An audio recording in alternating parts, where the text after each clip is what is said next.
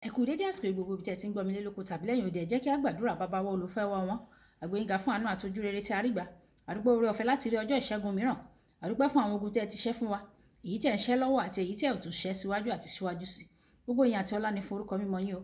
Ọ̀rọ̀ náà tí a ò gbéyàwó lé ní kó ṣe ayé ọkàn àti ara wa ní rere o. Ká má jẹ́ olùgbọ́ ọ̀rọ̀ lásán, ṣùgbọ́n ká jẹ́ olùgbọ́ àti olùṣe ọ̀rọ̀ náà. Kí ọ̀rọ̀ náà kó má ṣe dá wa lẹ́bi ní ọjọ́ ìdájọ́, nítorí tí a gbàdúrà lórúkọ Jésù Kristi Olúwa wa.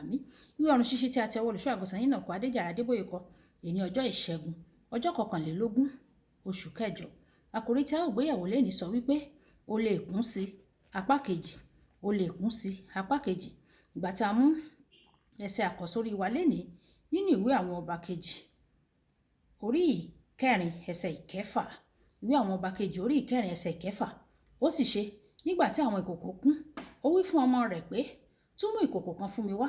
Òun sì wí fún un pé, kò sí ìkòkò mọ́ o. Òróró náà sì dà á.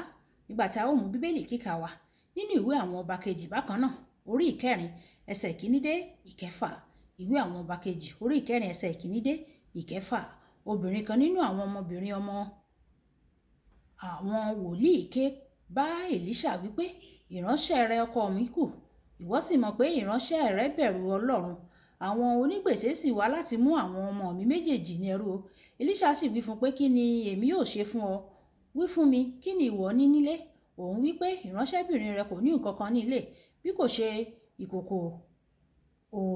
ìkòkò òróró kan.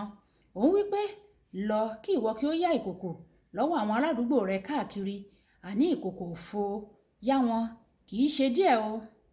Nígbà tí ìwọ bá sì wọlé, kí ìwọ kí ó ṣe ilẹ̀kùn mọ́ ara rẹ àti àwọn ọmọ rẹ, kí o sì dà á sínú gbogbo ìkòkò wọn nì, kí ìwọ kí o sì fi èyí tí ó kù sí apá kan. Ó sì lọ kúrò lọ́dọ̀ rẹ o. Ó sì ṣe ilẹ̀kùn mọ́ ara rẹ̀ àti àwọn ọmọ rẹ̀ tí ń gbé ìkòkò fún wá. Òun sì ń dà á. Ó sì ṣe nígbà tí àwọn ìkòkò kún, ó wí fún ọmọ rẹ̀ pé, tún mú ìkòkò kan fún mi wá. Òun wí fún un pé, kò sí ìkòkò mọ́ o. Òróró náà sì dà á. Wàyí ẹ tẹ́tí bẹ̀rẹ̀ jẹ́ láti gbọ́ ohun tí olùṣọ́ àgùntàn yín náà kọ Adéjàre Adébóyè ní fún wa ní ẹni ọjọ́ ìṣẹ́gun. Lónìí màá tẹ̀síwájú ìjíròrò mi nípa bí a ṣe lè kún fún ìfàmì òróró yàn ní ìpele àti gbèdéke gbogbo. Pé bátìrì ẹ̀mí onígbàgbọ́ kan kún dáradára lónìí kò túmọ̀ sí pé kò tún lè kún jù bẹ́ẹ̀ lọ. Kò sí òdiwọ̀n sí ibi bátìrì ẹ̀mí rẹ láti kún.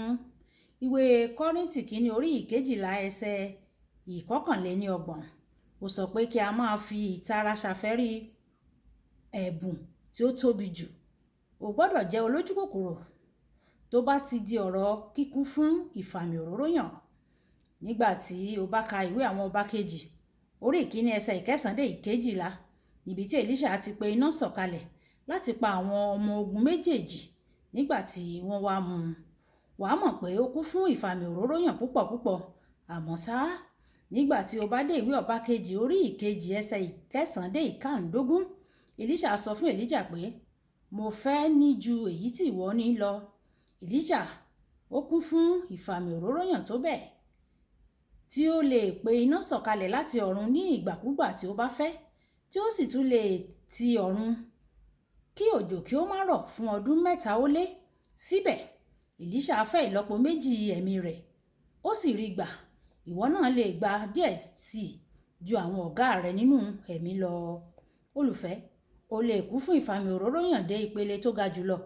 Ìwé Kólósè orí ìkejì ẹsẹ̀ ìkẹsàn-án sọ fún wa pé nínú Kristi ni ẹ̀kúnrẹ́rẹ́ ìwà láàyè Ọlọ́run gbé ní ara. Jésù ń kú fún ẹ̀mí mímọ́ púpọ̀ púpọ̀, ṣùgbọ́n síbẹ̀ ó máa ń ya ara rẹ̀ sápá kan nígbà gbogbo láti tún gba ìfàmì òróró yàn díẹ̀ sí i. Nígbàkúgbà tí ó bá ṣe iṣẹ́ ìyanu pàtàkì, ó máa ń tètè ya ara rẹ̀ sí apá kan láti gbà díẹ̀ sí i. Ẹni tó ní gbogbo ẹ̀kúnrẹ́rẹ́ ìwà láàyè Ọlọ́run nínú ara rẹ̀, ó ń ya ara rẹ̀ sọ́tọ̀ láti gbà díẹ̀ sí i. Ọ̀kan lára àwọn ìdí pàtàkì tí ọ̀pọ̀ àwọn ìránṣẹ́ Ọlọ́run tí wọ́n fi ń dìde tí wọ́n sì ń ṣubú ni pé nígbà tí wọ́n bá dé ìpele kan, wọ́n máa ń dẹ́kun gbígba ìkúnni láti ọ̀dọ̀ Ọlọ́run. Wọ́n máa ń dáwọ́ kíka bíbélì wọn dúró bíi ti tẹ́lẹ̀. Wọ́n máa ń dáwọ́ àdúrà gbígbà wọn dúró wọ́n máa ń dínkù nítorí wọ́n ti ní ètò iṣẹ́ tó pọ̀. Gbogbo àwọn eléré ìdárayá wọ́n mọ̀ pé àwọn gbọ́dọ̀ ṣiṣẹ́ takuntakun láti di akíkanjú. Àmọ́ ṣá, láti tẹ̀síwájú láti máa jẹ́ akíkanjú, o gbọ́dọ̀ tún ṣiṣẹ́ tayọ sí i. Èyí ni àṣírí ìtẹ̀síwájú ìdàgbàsókè nínú Ọlọ́run o. Ní kété tí o bá ti fi ọkàn rẹ wá Olúwa, tí o sì ń pòǹgbẹ, Ọlọ́run yóò tú ara rẹ̀ sínú rẹ o. Nígbà tí Èlíṣà sọ fún obìnrin náà nínú Bíbélì kíkà wa tòní láti yá àwọn ìkòkò, òróró náà bẹ̀rẹ̀ sí ní dà lọ ní gbogbo ìgbà tí ìkòkò sì wà ní òfìfo.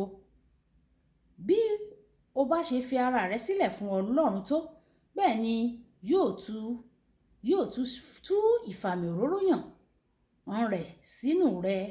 Yóò tú ìfàmì òróró yàn rẹ̀ sínú rẹ títí tí ìwọ yóò fi di ìyanu nínú ayé. Kókó àdúrà: Bàbá, jọ̀wọ́ kún mi fún ìfàmì òróró yàn rẹ ní gbogbo ọjọ́ ayé mi. Olúwa bàbá, jọ̀wọ́ kún mi fún ìfàmì òróró yàn rẹ ní gbogbo ọjọ́ ayé mi. Bàbá wa àti Ọlọ́run wa, ìfàmì òróró yàn tí ó tayọ, ìfàmì òróró yàn láti máa dàgbàsókè, láti máa tẹ̀síwájú àti láti máa ṣe iṣẹ́ àmì àti iṣẹ́ ìyanu. Yọ̀ǹda rẹ̀ fún wa o. Bẹ́ẹ̀ ló máa rí o. Jésù Olúwa wa. Àmì Olúbùkọ́lá Ayako ní orúkọ mi. Ẹ máa bá mi like, ẹ máa share, ẹ máa comment nípa ẹ̀ kí àwọn ènìyàn kí wọ́n lè jẹ àǹfààní ọ̀run ṣíṣí Yorùbá. Ó dàbọ̀.